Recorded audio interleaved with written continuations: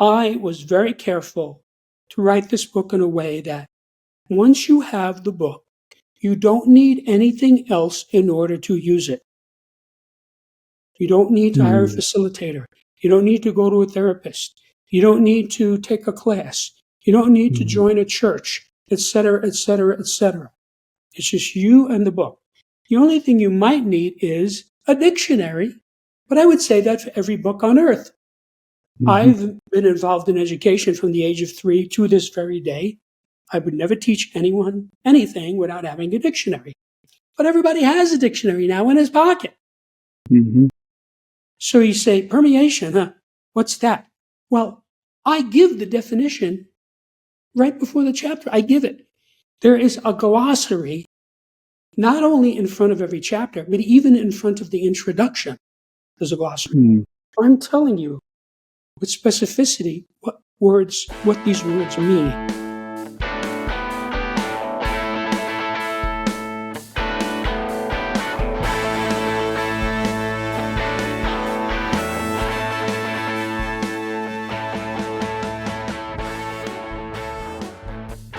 Papaya! Hello all and welcome to another episode of Transform Your Future with me, Eddie Isin, where I sit down with entrepreneurs, thought leaders, and high achievers as they identify areas I can improve on and guide me to further my self-improvement practice. For more information and insights, join the newsletter at transformyourfuture.com, where I write about reinvention, personal growth, identity, and my relationship with technology. Today's guest is Jim Marshall. He is a polymathic scholar and autodidact who has devoted over 50,000 hours to the study and practice of multiple dimensions of human development.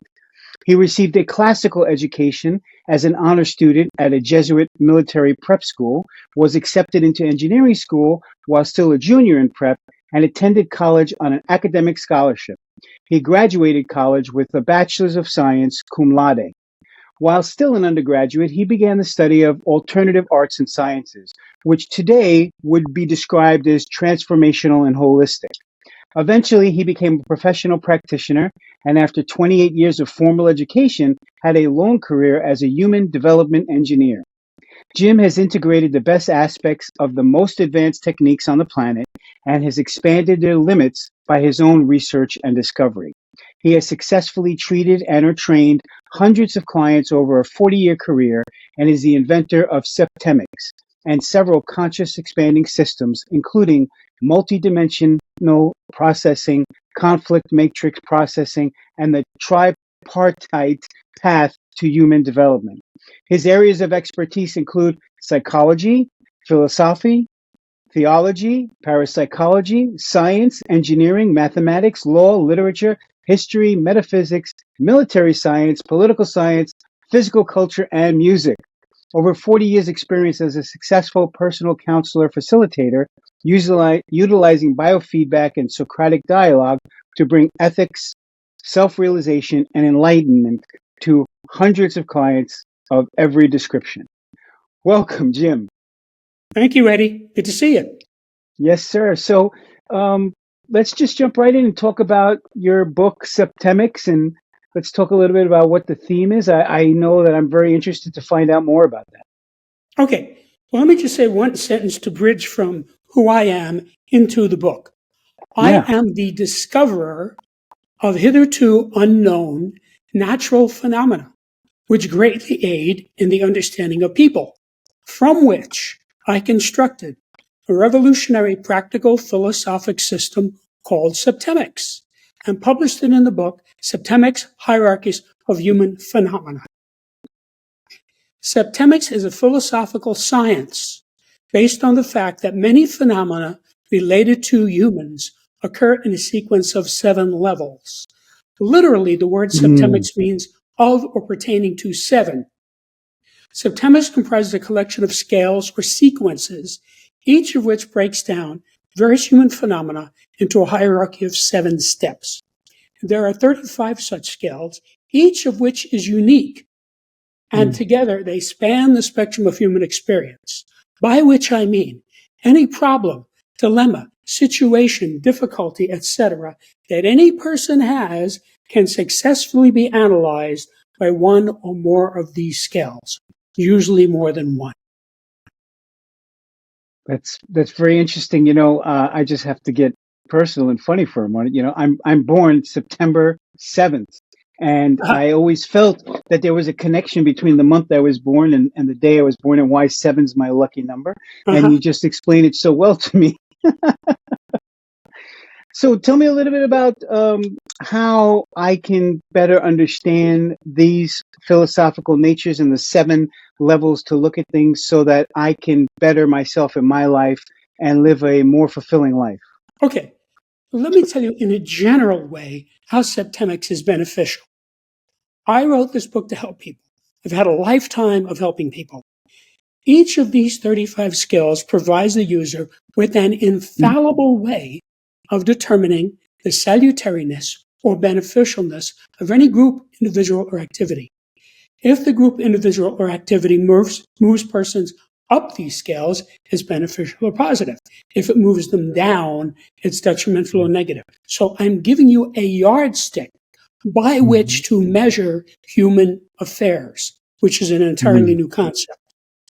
More importantly, just finding out your level or someone else's level on any scale is by itself enlightening and beneficial.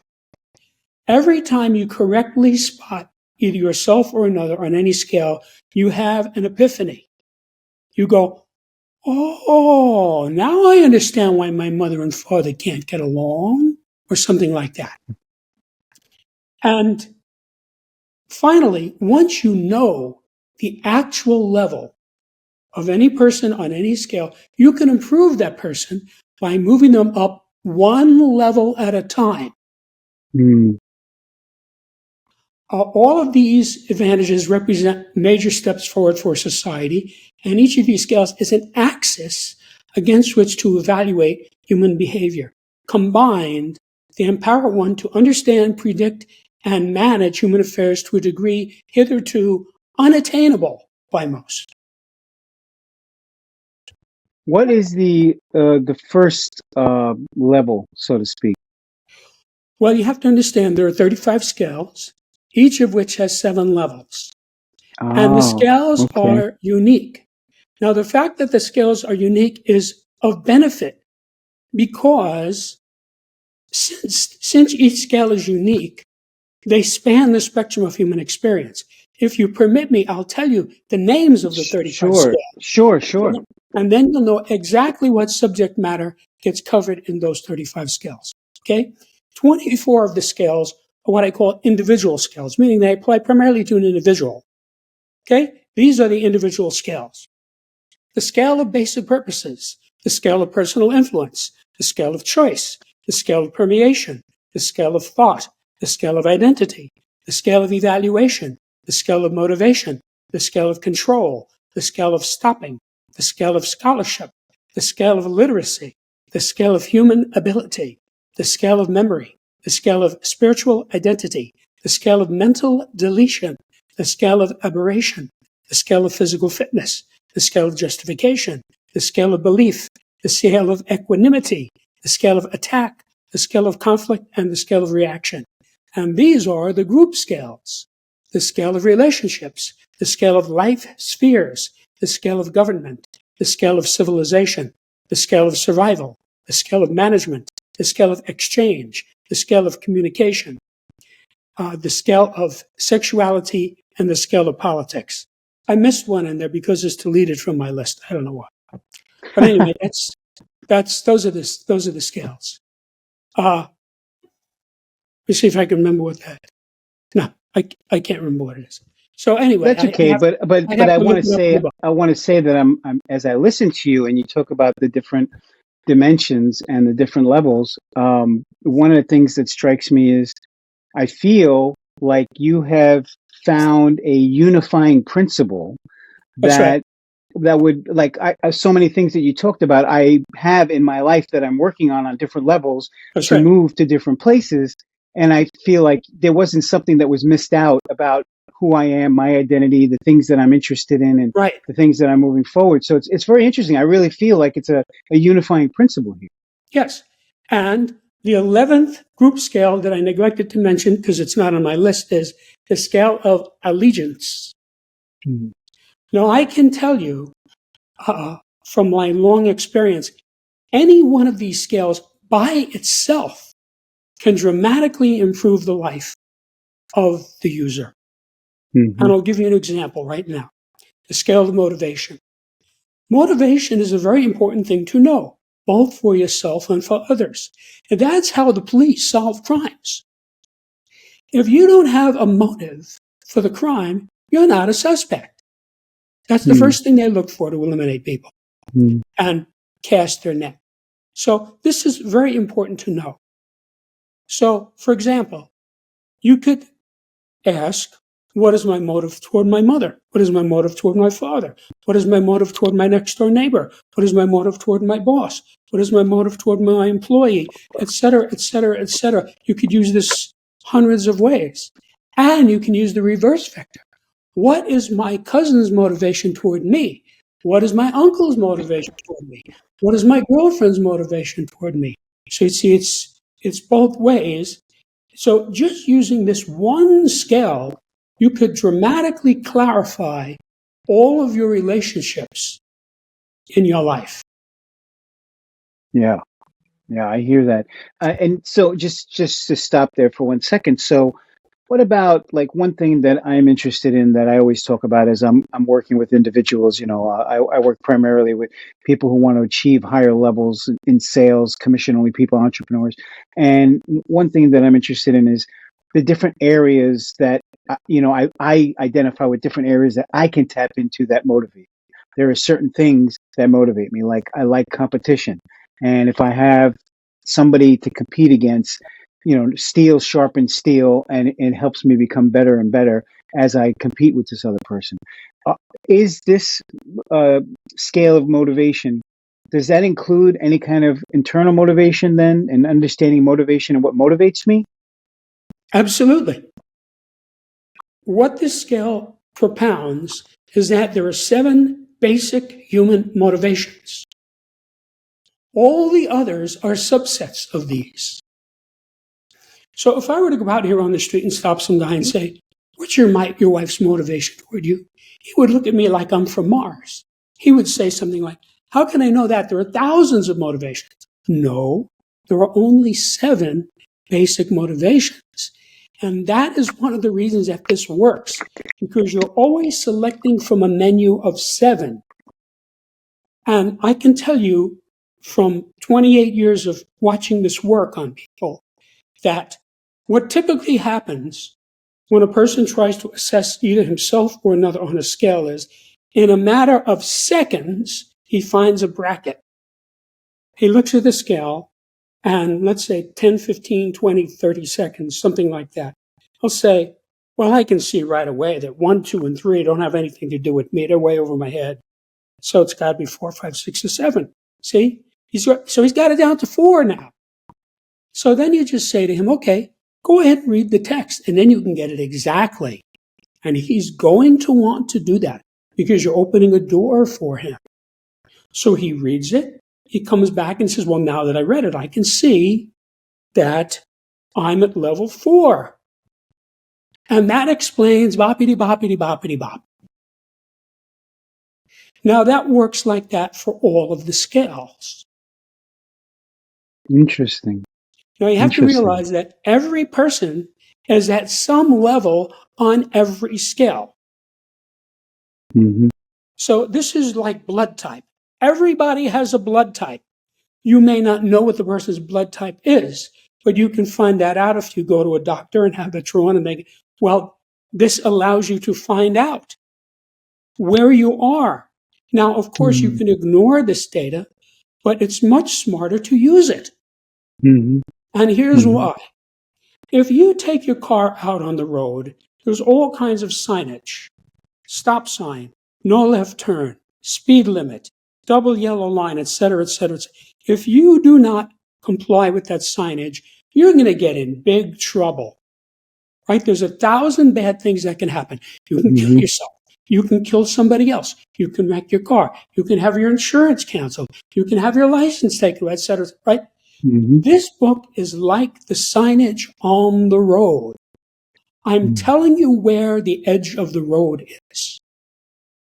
And you have to realize this is entirely empirical. There is no theory of septemics. And if I may, I'd like to tell you how I discovered this, because that really gets you to understand how this works and why it works. Please. So the story starts really when I was accepted into engineering school at the age of 16. Now, of course, at the time, I thought I was going to be engineering physical things like airfoils, motors, electrons, chemicals. But by the time I had my bachelor's degree, it was clear to me that I wanted to engineer the human psyche because it is the area of greatest unknown, the area of greatest mystery, and more importantly, is the area in which we as a race are failing miserably. 95% of the problems in industrialized society are because people don't understand people. Mm-hmm. Don't understand themselves, don't understand the wife, don't understand the husband, don't understand the boss, etc., etc. And this book solves that problem across 35 axes. So what often happens is a guy, let's say he's looking at a scale and he'll get down, for example, say at a level 4 and say, wait a minute, this is my mother-in-law. She's exactly like this. Well, I don't know this guy's mother-in-law. I probably don't even know the guy. He's reading the book somewhere. See? But it's so precise that he's going to spot her. And at that moment, his relationship with her just got better because he understands her better. So let me finish the story. So to make a long story short, you referenced it a little bit. I had a long career as a human development engineer, working one-on-one with hundreds of clients of every description. All of my clients improved over cumulatively many thousands of hours. And I came to realize as fairly early on, little by little, that I could predict the outcome of the session. Now, I never told this to anyone because the whole point of Socratic dialogue is you don't tell the person, you let him figure it out himself. Mm-hmm. But I made notes. And as the decades roll by, I came to be aware that the client would be at a specific level on a specific scale that I had previously observed. And as a result of our interaction, he would go up to the next level. This happened thousands and thousands of times. And each time it did, it verified my hypothesis, which was only in my mind. I hadn't discussed it with anybody. But I was using the scientific method to verify my hypothesis through all of this. So by 1995, I had about 32 scales of varying lengths, which I knew from direct observation were correct. You have to realize, after I would see it in session, I would go outside the session and it would be right in front of my face. I'd go to Walmart and there's a guy, he's at that level. You see? It's right there. So I had this one difficult client, and I was pondering this client one day, and I realized this client was at a level on one of the scales that I had not previously observed. In other words, this was a 6-level scale that I knew was correct so far as I had it. And when I spotted that 7th level scale, it was obvious. 7th level of the scale, it was obvious to me where to insert it because of its content. And when I inserted that level into the scale, making it a 7-level scale, the whole scale manifested mathematically. So it went from being a line, which is what a scale is, to a plane of data. So I was looking suddenly at something comparable to the periodic table of elements, but for the corresponding area. Because if you understand mathematics, the whole point of mathematics is you start with an equation or a formula and you coax data out of it. That's how Einstein found E equals mc squared. Everybody in physics and math knows exactly how he found it. It's no mystery. So when I saw this, I said, whoa, I don't know what this is, but whatever it is, It has to be natural law because it has mathematics embedded in it, like the Fibonacci sequence. So then I thought, I wonder how many of these other scales that I have are actually 7-level scales that had not been developed all the way because I wasn't developing anything. I was just helping my clients and making notes. So, knowing what I was looking for, I observed and studied these other scales, and in a short period of time, each of them went to 7 levels, and as it did, it manifested mathematically. The math jumped right out at me. And if you get the book and look at these scales, you see it's a plane of data on the corresponding subject that I just read out a few minutes ago, 35 subjects. So, for example, all of the key relevant data about relationships, about evaluation, about control, about aberration, about spiritual identity are right there in that table. Just like with the periodic table of elements. The whole nature of matter is in that one table.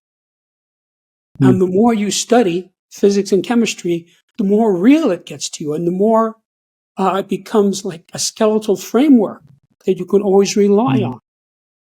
Now, of course, before Dmitry Mendeleev created the periodic table, there was chemistry, but he revolutionized it by making it easier to understand, easier to teach, and easier to learn, which is exactly what this subject does in the subject of human affairs. So, I can give you one sentence that explains how this works and why it's valuable. The data in this book are vital for every person and can help you to achieve your goals faster and easier by explaining what might otherwise seem to be inexplicable or random. So, you talk to the average guy about women, they'll say, I don't understand women. You know, I get along with them the best I can, but I don't understand them. Well, if this guy studies this book, he can analyze a specific woman against all 35 scales. And by the time he does, he's going to understand her better than she understands herself. So this is really useful. I crafted this to wrap around the reader. The scales were designed to wrap around the reader. So it's very user-friendly. So let me finish what I was saying before about explaining what might otherwise seem to be inexplicable or random. Give you an analogy. If someone were to invite you to a rendezvous, you would certainly expect them to tell you the exact time, date, location, and perhaps how to get there, right?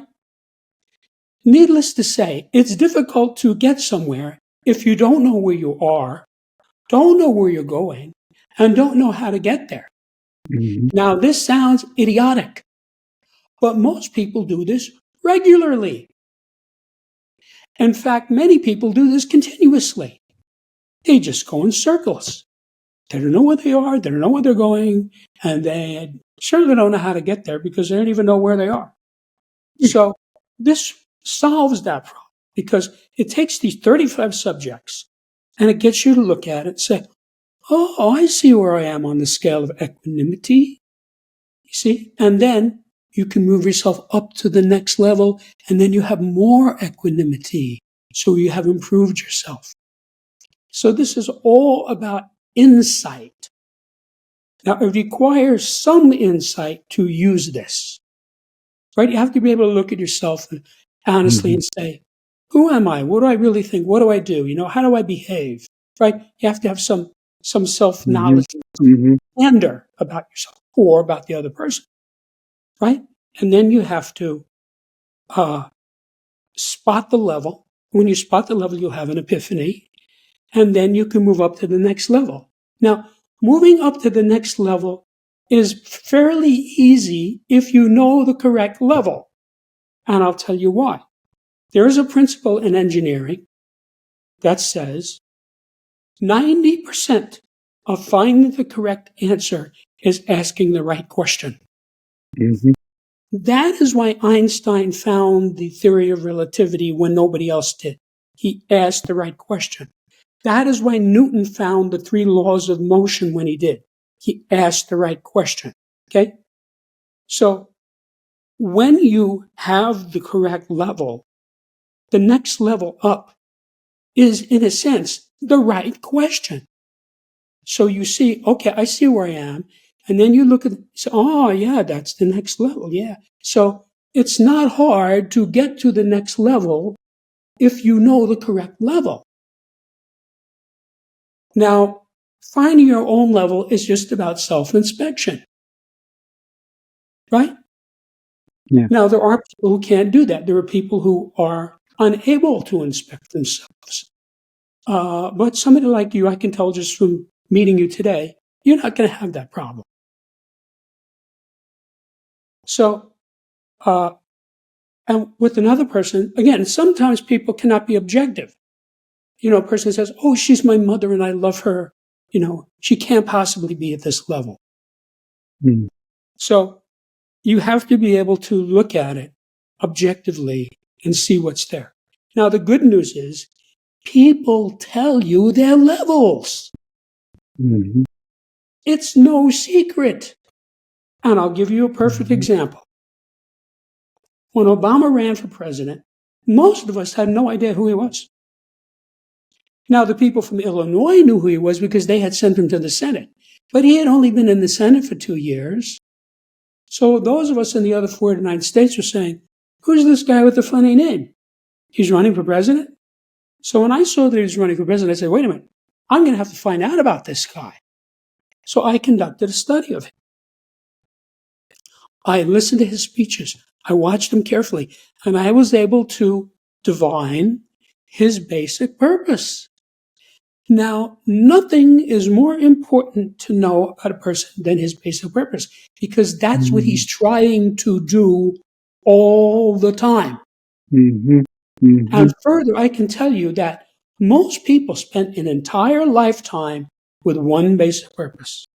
It's quite rare for a person to change level on this scale. So, once you know somebody's basic purpose, most of the time you got him nailed, unless something big happens.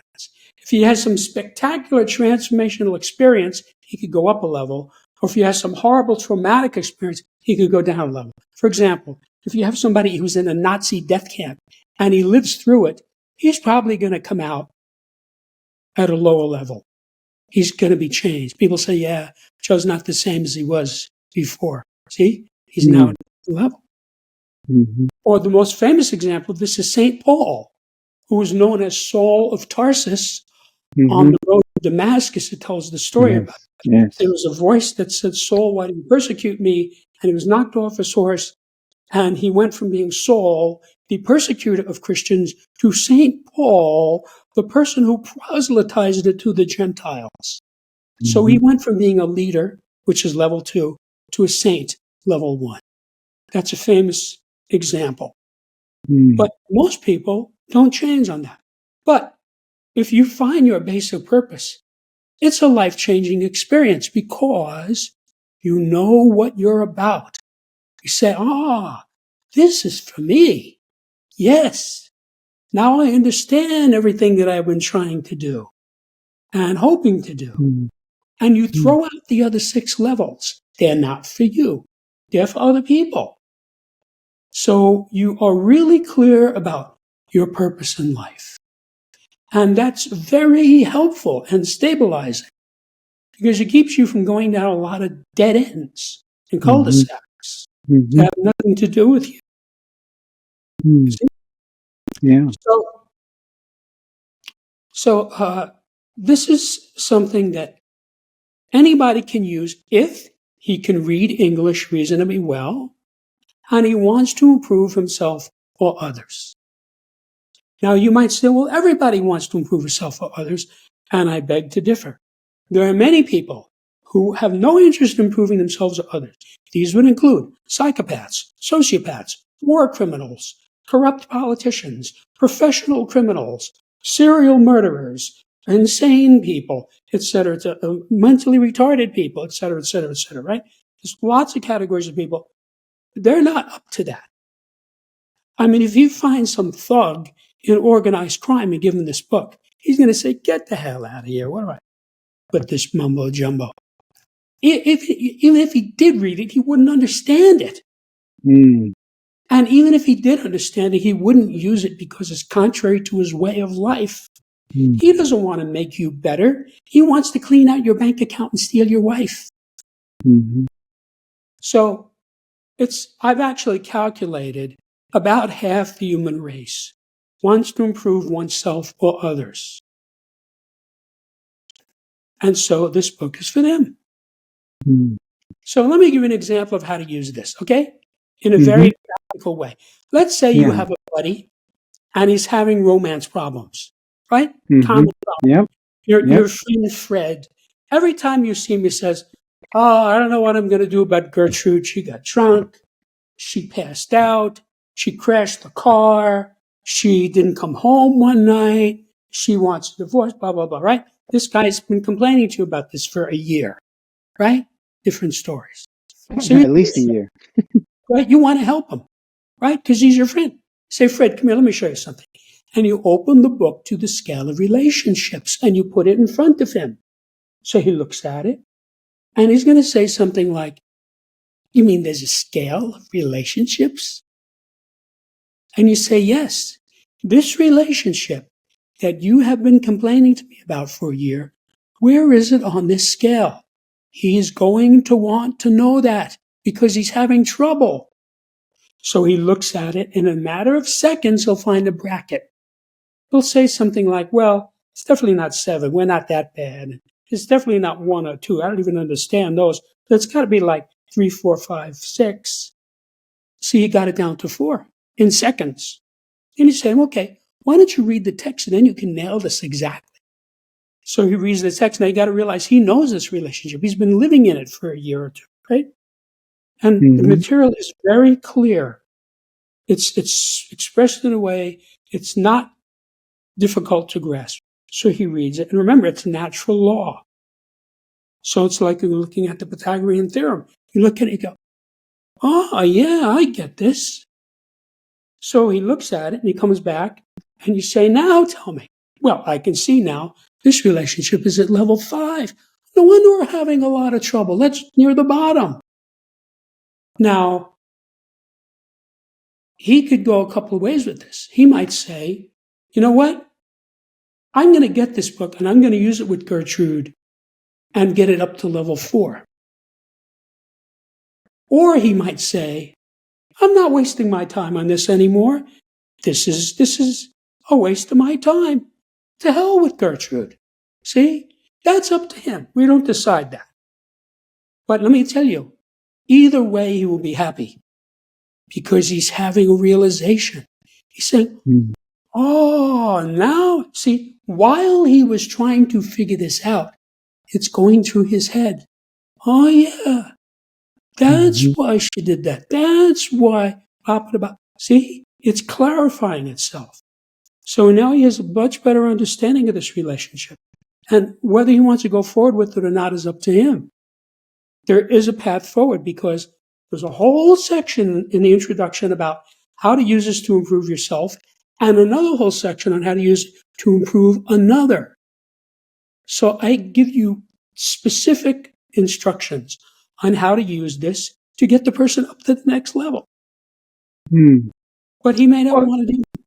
Yeah, what's an example of level 5 and level 6 in the relationship scales? Well, I would have to look at the scale to tell you what they are.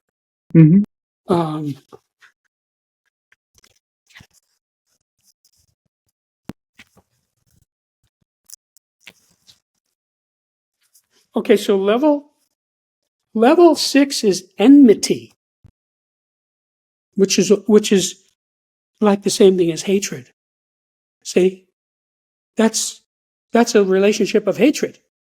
Yeah. So like, see these Islamic terrorists who want to kill the Jews. This guy meets a Jew. That's his relationship with them. Hatred. Now, 5 is disassociation, which is dislike.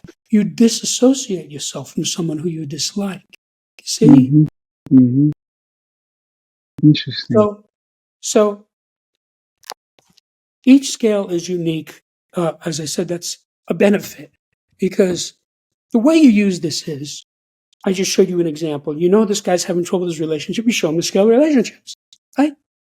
Then you say to him, let me show you something else, Fred. And you open up the book to the scale of sexuality. He says, you mean there's a scale of sexuality? Mm-hmm. You say, yeah.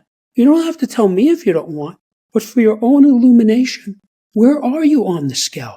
He is going to want to know that because he's having trouble with this. You see? Mm-hmm. And he'll find a bracket. He'll say, well, definitely it's not 6 or 7. That's got nothing to do with me. And I can see it's not 1 or 2. I don't even understand those. That's got to be like 3, 4, 5. So you got it down to 3. So he's only got to select from among 3. You say, okay, read it, and then you can nail it exactly. So he reads it, he comes back. He says, well, I can see I'm at level 4. And he might also say, and I can see that Gertrude is at level 5. No wonder we're having so much trouble.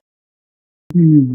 I already know on that scale, you must be compatible, get compatible levels in order to have a workable romantic relationship. Some of these are patently conflicting.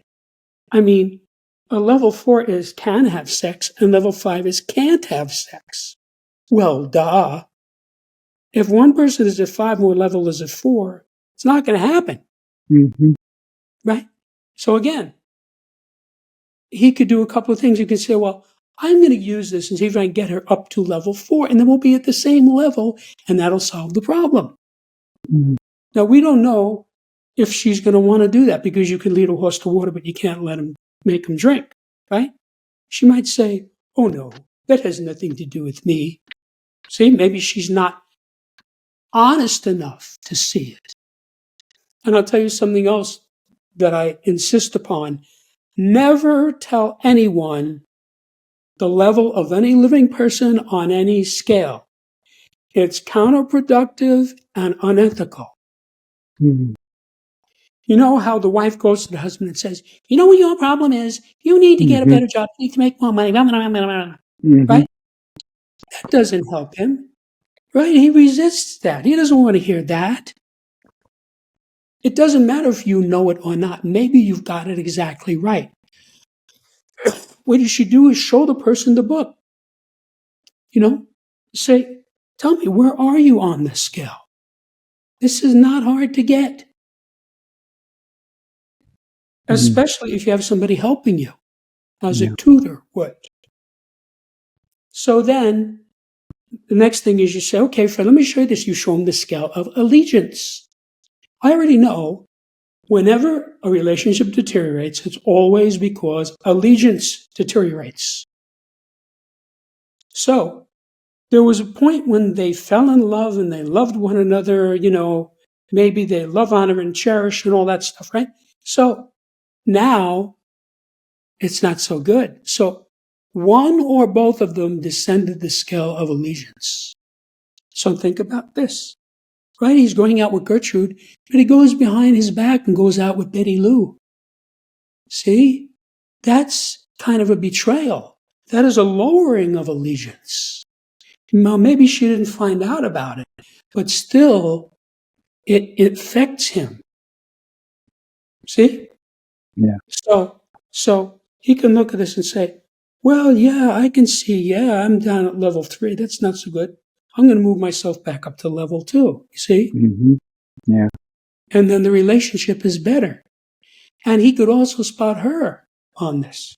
He can say, well, I can see that she's at level 3 also. So I can use this on her to help her. You see? Mm-hmm. And then you can say to him, let's look at the scale of permeation. Well, permeation monitors love, meaning when people love one another, it's because they're permeating one another. Mm-hmm. Permeation is the basic action of a spiritual being. When there is love, there is permeation. It's because of the permeation. So level 1 on that scale is a very, very high level with its complete permeation. The people are like in unity, very rare. Okay? So I could keep doing this. I could do another half dozen in this hypothetical. And the reason for that is in something like a romantic relationship, it's complicated. There's a lot going on. Yeah. You're talking about two different people. They're at different levels on different scales. They have different values, different backgrounds, right? No matter how much they are compatible or get along in some way, there's always going to be a complexity. So he could go through and he could find Gertrude on all 35 scales. And by the time he finishes that, he understands her better than she understands himself. And I'm not exaggerating. I've been doing this for years with people. I do a complete analysis. I'll say, this person doesn't have a clue. They don't know where they are on this scale or this. They don't even know the scale exists. You could ask them and they don't know. And even if you show it to them, they might not be up to it. See, they might be in one of those categories. Maybe somebody with a personality disorder or somebody who has brain damage from drug use. There's a lot of reasons why a person might not be able to use this. But any normal person who can read English is going to be able to use this. So that's how this works. So, Jim, the audience that's listening to this, you've laid out a lot of information for them. What is it that they can do? Buy the book.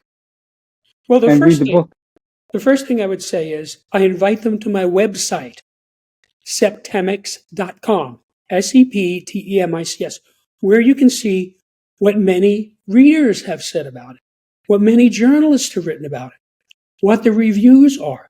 You can read sections of the book itself, and there's a pre-recorded introduction to Septemics for new people. Just listen to it, and it takes about 15, 16 minutes, and at the end you say, oh, okay, I see how this works. So if you do all that, you're probably going to buy the book. Because it's available hardbound, softbound, and ebook. Ebook is very inexpensive. You can download it in 1 minute. Okay? So you could, for $10, you could download the ebook and completely change your life. Now, I was very careful to write this book in a way that once you have the book, you don't need anything else in order to use it. You don't need to hire a facilitator. You don't need to go to a therapist. You don't need to take a class. You don't need to join a church, etc., etc., etc. It's just you and the book. The only thing you might need is a dictionary, but I would say that for every book on earth. I've been involved in education from the age of 3 to this very day. I would never teach anyone anything without having a dictionary. But everybody has a dictionary now in his pocket. So you say, permeation, huh? What's that? Well, I give the definition right before the chapter. I give it. There is a glossary, not only in front of every chapter, but even in front of the introduction. There's a glossary. I'm telling you with specificity what these words mean. So, for example, there's a scale of communication. Somebody can say, well, if you look up the word communication, it has 30 or 35 definitions. Which one is he using? Well, I give you one specific, short definition of communication right out of a dictionary. It's correct, and it is the one that fits the best. So you say, okay, I got it. It's that. See? There's no ambiguity. You have to understand, engineers hate ambiguity. There's no ambiguity in the world of engineering. It has to be right. Now, before we talked about how I developed this, and I want to finish that because it kind of will tie this up. So, after I had these 32 scales, I said, wait a minute. This looks like a new subject to me. And then I thought, this could help people. If I give this data to people, they could use this to straighten out their lives. So I'm going to have to write a book. So I spent the next 25 years working on this book. Because you have to realize, first I had to discover the phenomena, and I already told you largely how that was done, although I did discover 3 more scales as I was writing the book. Then I had to take this data and I had to use it to craft a workable philosophic system. Now you have to understand, like all engineers, I'm only interested in facts and results. Okay, to engineering, opinions and beliefs are utterly irrelevant. So I had to craft something that would work all the time with every person who would be interested in this. That took 20 years. But the most time-consuming part of this was expressing this in a way that would make sense to the average reader. See, every level on every scale has a name. So I had to get that name exactly. You see? So that, not only did I have to get it exactly, but I had to express it in a way that a person would read it and say, oh, yeah, I see. I get it. So like, I give examples of famous people on certain levels who are deceased, right? For example, I say Abraham Lincoln on the scale of basic purposes was at level 2, which is leader. Okay? And the purpose of the leader is to conquer. Well, he was determined to conquer the Confederacy. He had very little help. His generals wouldn't fight. His cabinet gave him a hard time. And until he found an obscure general named Grant who was willing to fight, the war did not go well. And Grant's friend Sherman, those 2 guys won the war. Okay? But he was down for that the whole time. He wanted to defeat the Confederacy. Okay? That's what a leader does. Or Winston Churchill, he also was a leader conquering the Nazis. He was saying for 10 years before the war, we have to stop Hitler. Because if we don't stop now, we're going to have to stop him later, and it'll be worse. Right? The Nazis wanted peace, wanted to make a treaty with the English. Churchill said, no way. We're going to defeat them. Okay? That's what a leader does. So you can say, well, gee, conquest, that's not a good thing. Oh, really? That is a matter of whose ox is being gored. Right? Right? So if some guy comes in my house, breaks into my house in the middle of the night, and I shoot him, that's justifiable homicide. It's called castle law. Right? You don't break into somebody's house in the middle of the night unless you want to get shot. At least in Arizona, because in Arizona, everybody has a gun. Yes. We have open carry. People walk around with guns. Okay? So I had to say, well, it took me a long time to settle on that word conquer. But that's the right word. You see? So the names of all of the scales have a synonym, and the names of every level has a synonym. So I'm giving you depth of understanding. There's a secondary word to explain. What do I mean by that? For example, you asked me about the scale of relationships. I said enmity, hatred. So when you see hatred between people, that's enmity. That's level 6. So this is really useful, and generally when people use this, the experience they have is it's like putting on eyeglasses and looking in the mirror. You see yourself better. So you can see I wear glasses, right, in order to see you on the screen, right? Yes. So if I want to get a good shave, I have to have my glasses, right? Because otherwise, if I put them on later on, oh, I missed all these spots. That's what this book is like. It's like a lens that you hold up either to yourself or to another. So you look at your mother through this lens. Let's say the scale of control. Where is my mother on the scale of control? Oh, I see where she is. That explains why she does this, and this. See? You have a realization. You nailed it. Now you know what she's doing, and when she pulls this on you again, you understand it. You may not be able to do anything about it, but you understand it. So I'll give you a historical example, right? Bill Clinton. Everybody knows Bill Clinton is a smart man. He was a Rhodes Scholar. I've listened to him a great communicator. Yes, I've listened to him speak many times. Okay? He is a smart guy. He listens, he thinks about it, and he gives you an intelligent answer. You might not agree with his answer, but he's cognitively coherent, unlike the current president, who is at the opposite extreme. Right? Blah, blah, blah, blah.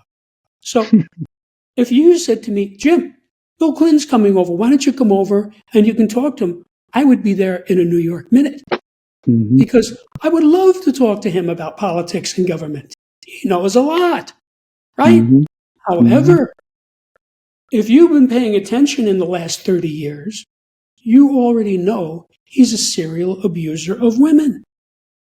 He got into all kinds of trouble because of the way he treated women. So if I had a daughter or a sister, I'd say, don't go out with Bill Clinton. Isn't that, am I contradicting myself? No, because he's high on one scale and low on another. I'm not giving any levels, but you don't have to be a rocket scientist to see that.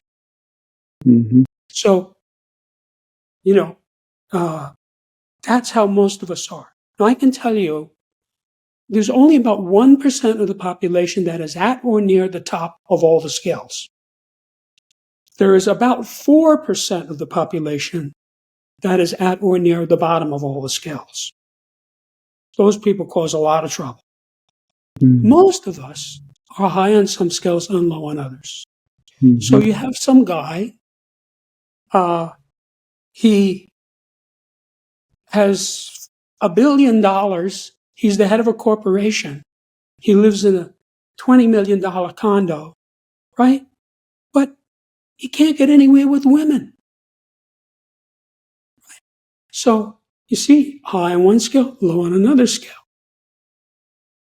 So you can get that guy and say, come over here, let me help you with this. Look at this scale. See? So